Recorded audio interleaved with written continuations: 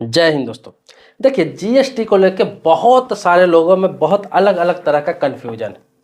बहुत सारे लोग ऐसे हैं जो छोटे छोटे बिजनेस करते हैं और उन्होंने जीएसटी रजिस्ट्रेशन करा लिया, और बहुत लोग ऐसे हैं जो बड़े बड़े बिजनेस कर रहे हैं और आज तक जीएसटी रजिस्ट्रेशन नहीं कराया। तो इसको लेकर बहुत कन्फ्यूजन है कि भाई बहुत लोग अच्छे अच्छे व्यापार करते हैं, अच्छा टर्नओवर है साल का 20 लाख 25 लाख 30 लाख, फिर भी नहीं रजिस्ट्रेशन करा रहे हैं। और किसी का 10 लाख 5 लाख है, फिर भी रजिस्ट्रेशन करा के बैठे हुए हैं, चाहे वो कपड़ा की दुकान है चाहे कुछ भी है। तो कब कराना चाहिए रजिस्ट्रेशन, कब नहीं कराना चाहिए, किनको जरूरी है किनको जरूरी नहीं है, ये सारी चीजें समझना जरूरी है। 2024 में मैं बता रहा हूँ आपको, अभी का बता रहा हूँ कि किनको रजिस्ट्रेशन कराना जरूरी है किनको नहीं जरूरी है, और जिनको जरूरी नहीं है वो कैंसिल कैसे करा सकते हैं, क्या जीएसटी रजिस्ट्रेशन कैंसिल होता है, इसमें प्रोसेस क्या है।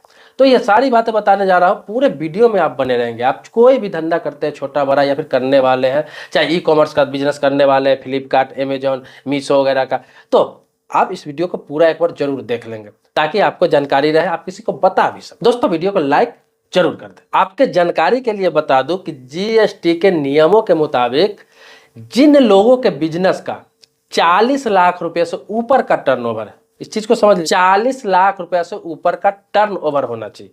अब टर्नओवर का मतलब ये समझिए कि टर्नओवर होता क्या है, बहुत लोग नहीं समझते इस चीज को। टर्नओवर का मतलब ये नहीं होता है कि आपका इनकम उतना होना चाहिए, इनकम अलग चीज हो जाता है, टर्नओवर अलग चीज होता है। टर्नओवर क्या है कि जो बिजनेस आप कर रहे हैं, आपका कपड़ा का दुकान है, कोई प्रोडक्ट आप बेच रहे हैं, कोई सामान आप बेच रहे हैं, तो 40 लाख रुपया साल का टर्नओवर का मतलब होता है कि उतना का सामान आपने सेलिंग कर दिया, ये टर्नओवर होता है। मतलब 40 लाख रुपया से ऊपर का सामान आप सेल कर दिए तो आपको जीएसटी का रजिस्ट्रेशन कराना जरूरी है। लेकिन साल में 40 लाख रुपया से कम का आप सामान सेल करते हैं, बेचते हैं, तो फिर जीएसटी रजिस्ट्रेशन कराने की कोई आवश्यकता नहीं है।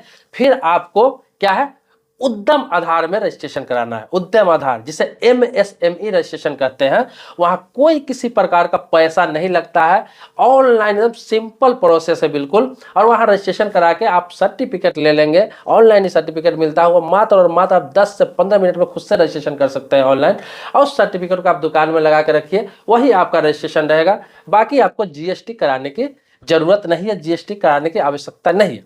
अब ये बात समझिए कि 40 लाख रुपया का टर्नओवर किन लोगों के लिए। तो मैंने बोला कि सामान जो प्रोडक्ट बेचते हैं, कोई सामान बेचते हैं, कहीं दुकान कर रखे हैं या फिर कहीं से भी घर से ही प्रोडक्ट बेचते हैं, तो उनके लिए। अब बात आती है कि जो लोग ऑनलाइन सामान बेचते हैं, तो जो लोग ऑनलाइन सामान बेचते हैं, चाहे वो फ्लिपकार्ट के माध्यम से, चाहे अमेजॉन के माध्यम से, चाहे ई कॉमर्स कोई भी प्लेटफॉर्म के माध्यम से, कोई ऐप के माध्यम से, या फिर सोशल मीडिया के ही माध्यम से अपने स्टेट से बाहर सामान बेचते हैं। जैसे आप दिल्ली के रहने वाले हैं, दिल्ली में आप सामान बनाते हैं या फिर खरीदते हैं कहीं से बेचने के लिए, लेकिन ये प्रोडक्ट आप बिहार भेज रहे हैं, किसी को सप्लाई कर रहे हैं, ये प्रोडक्ट महाराष्ट्र भेज रहे हैं, राजस्थान भेज रहे हैं, बंगाल भेज रहे हैं, ऑनलाइन बेच रहे हैं आप सोशल मीडिया के माध्यम से या फिर कोई प्लेटफॉर्म के माध्यम से, तो इसके लिए कोई लिमिटेशन नहीं है। चाहे ये बिजनेस 10 लाख का टर्नओवर हो, चाहे 15 लाख का टर्नओवर हो, चाहे 50 लाख का टर्नओवर हो, उससे कोई मतलब नहीं है।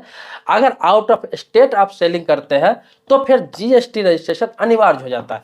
किसी भी हालात में आपको जीएसटी रजिस्ट्रेशन रखना होगा, तभी आप अपने स्टेट से बाहर सामान बेच सकते हैं, ऑनलाइन या फिर ऑफलाइन किसी भी प्रकार से। तो लेकिन जो दिल्ली के व्यक्ति है, दुकान करके दिल्ली में ही सामान बेच रहे हैं, बिहार के व्यक्ति है बिहार में ही सामान बेच रहे हैं, बंगाल के व्यक्ति है बंगाल में ही सामान बेच रहे हैं, और 40 लाख रुपए तक का सामान बेच रहे हैं, वो साल में 40 लाख का टर्नओवर है, तो उनको फिर रजिस्ट्रेशन की आवश्यकता नहीं है। सरकार ने इतना छूट दिया है, अब क्या चाहिए आदमी को। लेकिन बाहर, इसलिए बाहर में टैक्स लगाया गया है कि बाहर आप बेच रहे हैं तो उस हिसाब से सर्विस चार्ज आप ले रहे हैं। यहाँ का आपका प्रोडक्ट है और दूसरे स्टेट में आप सप्लाई कर रहे हैं, तो उसमें क्या C GST, I GST, S GST, तो इस तरह के स्टेट का जो जीएसटी होता है, नेशनल लेवल का जीएसटी होता है, सब इंक्लूड होकर उसमें आपको बिल बनाना होता है, तब ही वो मान्य होता है। इसीलिए जीएसटी रजिस्ट्रेशन अनिवार्य होता है। अब बता दो, ई कॉमर्स प्लेटफॉर्म पर आप जब फ्लिपकार्ट या अमेजॉन के लिए आईडी बनाते हैं, या फिर मीशो पर या फिर कोई भी ऐप पर आईडी बनाते हैं, वहां सामान बेचने के लिए आप डालते हैं, तो बिना जीएसटी रजिस्ट्रेशन का आपका आईडी वहां बनेगा ही नहीं, वहां रजिस्ट्रेशन ही नहीं करा सकते। तो ये कंपल्सरी है, इसीलिए रजिस्ट्रेशन कराना जरूरी हो जाता है। अब आते हैं पूर्वी राज्य और पहाड़ी क्षेत्रों के लिए। तो पूर्वी राज्य जो है अपने देश का, और पहाड़ी क्षेत्र, पहाड़ी एरिया, उन सभी जगहों के लिए 10 लाख रुपया का टर्नओवर रखा गया, मात्र और मात्र 10 लाख रुपया से ज्यादा का टर्नओवर है तो आपको जीएसटी रजिस्ट्रेशन कराना अनिवार्य है, चाहे आप दुकानदार ही क्यों ना हो, शॉपकीपर ही क्यों ना हो। जैसे आपकी जानकारी के लिए बता दूं कि आप जम्मू कश्मीर, हिमाचल प्रदेश, उत्तराखंड, इन सभी जगहों के रहने वाले हैं, तो आपका टर्नओवर 10 लाख रुपया से ऊपर है तो आपको जीएसटी रजिस्ट्रेशन कराना अनिवार्य है, जीएसटी रजिस्ट्रेशन कराना चाहिए। देखिए जीएसटी कराने के लिए बहुत बड़ा प्रोसेस आजकल नहीं है, ऑनलाइन जीएसटी रजिस्ट्रेशन होता है। इसके लिए सिर्फ आपके पास जो डॉक्यूमेंट्स है वो डॉक्यूमेंट्स वैलिड डॉक्यूमेंट्स होना चाहिए, आप जीएसटी रजिस्ट्रेशन करा सकते हैं। जैसे आपके पास आधार कार्ड होना चाहिए, आपके पास पैन कार्ड होना चाहिए, आप जहाँ पे बिजनेस कर रहे हैं, जिस जगह पे बिजनेस कर रहा है उसका बिजली बिल होना चाहिए। अगर रेंट का मकान है, रेंट का जगह है जहां पे आप बिजनेस कर रहा है तो उसका रेंट एग्रीमेंट आपके पास होना चाहिए, और आपके पास एक बैंक अकाउंट होना चाहिए, और उसके बाद एक फोटो लगता है और डिजिटल सिग्नेचर, और आपका रजिस्ट्रेशन आसानी से हो जाता है। ये प्रोसेस आपको बता दूं कि 2 दिन से लेके 8 दिन के आसपास का प्रोसेस होता है, और आपको रजिस्ट्रेशन नंबर मिल जाता है, जीएसटी रजिस्ट्रेशन नंबर ऑनलाइन मिल जाता है, एक सर्टिफिकेट मिल जाता है जिसको आप दुकान में लगा सकते हैं। इसके अलावा इसमें कंपल्सरी चीज यह है कि आप जीएसटी रजिस्ट्रेशन लेते हैं तो जीएसटी रजिस्ट्रेशन के साथ में एक बोर्ड, आप जहाँ पर धंधा कर रहे हैं, बिजनेस कर रहे हैं, काम कर रहे हैं, तो एक बोर्ड आपको जरूर बाहर लगाना होगा, ये कंपल्सरी होता है। नहीं तो जीएसटी ऑफिसर अगर चेकिंग में आता है, इंक्वायरी में आता है, आपके बिजनेस के बाहर जहाँ बिजनेस कर रहा है, काम कर रहा है, धंधा कर रहा है, उसके बाहर अगर बोर्ड नहीं लगा हुआ है जीएसटी नंबर का, तो वो क्या है, आपको 50,000 रुपया का फाइन मार सकते हैं। इसके लिए 50,000 रुपया का फाइन है अगर आपने अपने दुकान के बाहर अगर जीएसटी का बोर्ड नहीं लगा रखा है, तो मतलब जीएसटी नंबर नहीं डाल रखा है, तो उसके लिए अलग एक नंबर प्लेट लगाना होता है, ताकि ये पता चल सके कि आपका जो शॉप है, आपका बिजनेस है, आपका ये इंस्टीट्यूट है, ये जीएसटी रजिस्ट्रेशन के दायरे में आता है, और आपने जीएसटी रजिस्ट्रेशन लेकर रजिस्ट्रेशन के साथ ये बिजनेस कर रहे हैं, ये काम कर रहे हैं। अब जीएसटी का फायदा क्या है, जीएसटी आप करा लेते हैं तो किसी भी बैंक में आप करेंट अकाउंट खुलवा सकते हैं आसानी से, अपने फर्म के नाम से, अपने बिजनेस के नाम से, अपने कंपनी के नाम से, उसके नाम से आप जीएसटी का अकाउंट खुलवा सकते हैं, मतलब अपने बिजनेस का अकाउंट खुलवा सकते हैं किसी भी बैंक में। जीएसटी अगर रजिस्ट्रेशन आपके पास है तो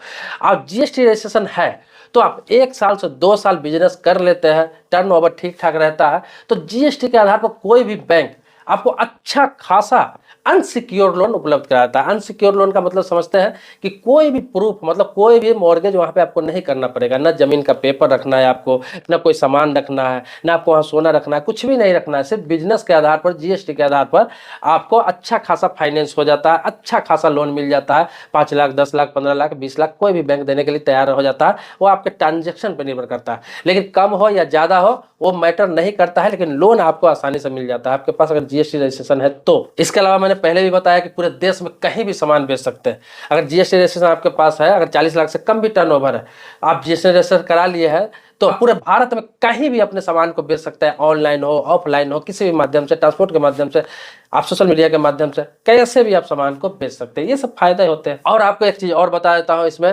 कि अगर आपका टर्नओवर 40 लाख रुपए से ऊपर है, आप कैश में लेन देन करते हैं, ऑनलाइन लेन देन नहीं करते हैं, आप शो नहीं करते हैं, और 40 लाख रुपए से ऊपर लेन देन है, 40 लाख रुपए से ऊपर आप सामान बेचते हैं, और आप जीएसटी रजिस्ट्रेशन नहीं कराना चाहते या फिर आपने नहीं कराया, तो अगर किसी का कंप्लेन हो जाए, कोई व्यक्ति आपके पीछे पड़ जाए और जीएसटी डिपार्टमेंट का आपके बारे में कंप्लेन हो जाए कि आप 60 लाख, 70 लाख, 80 लाख का ट्रांजेक्शन करते हैं, मतलब कि सामान बेचते हैं और आप कैश में बेचते हैं, आप शो नहीं करते हैं, आप जीएसटी रजिस्ट्रेशन नहीं कराना चाहते हैं, नहीं करा रहे हैं, तो फिर क्या है, अगर आपके ऊपर छापा पड़ गया आपके शॉप पर, आपके फर्म पर, तो फिर आप समझिए कि आपको 100% तक जुर्माना लगेगा। 100% समझ रहे हैं, मतलब कि जितना भी टैक्स पे होगा, जितना भी टैक्स दे होगा, मतलब आप जितना दिन से बिजनेस कर रहे हैं और इस तरह का काम कर रहे हैं, वो तो जुर्माना लगेगा ही लगेगा, उसके अलावा उसका डबल कर दिया जाएगा। 100% और जुर्माना आपको देना पड़ेगा, मतलब डबल जुर्माना आपको देना पड़ेगा, और वो तब से जोड़ के देना पड़ेगा जब से कि आपका कंप्लेन होगा कि इस तारीख से आप बिजनेस कर रहे हैं